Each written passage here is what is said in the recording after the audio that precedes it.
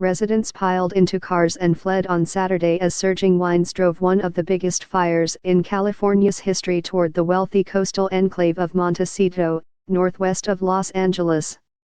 The mandatory evacuations around Montecito and neighboring Summerlin on the outskirts of Santa Barbara came as winds that had eased a day earlier roared back at around 30 mph, 48 km per hour, with gusts to about 60 mph, 97 km per hour.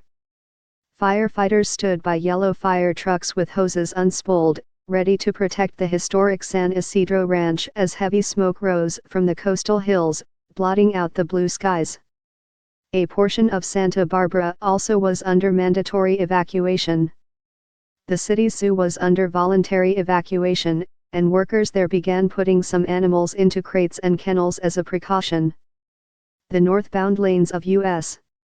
Highway 101, coming up the coast from Los Angeles, were closed for a few hours south of Santa Barbara, with cars stopped on the freeway.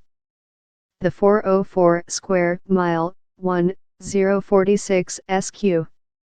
km, Thomas Fire was moving rapidly westward and crested Montecito Peak, just north of Montecito. Known for its star power, the enclave boasts the mansions of Oprah Winfrey, Ellen DeGeneres, and many other celebrities. It is right above the homes, Fire spokesman Jude Olivas said.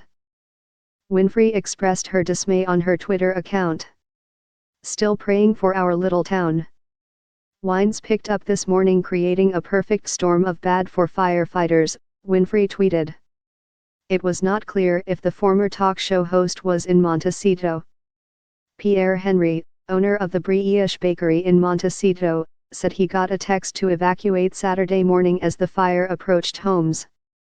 He estimated the fire was about a mile away. "The worst was the smoke," Henry said. "You couldn't breathe at all and it became worse when the wind started. All the ashes and the dust on the street were in the air.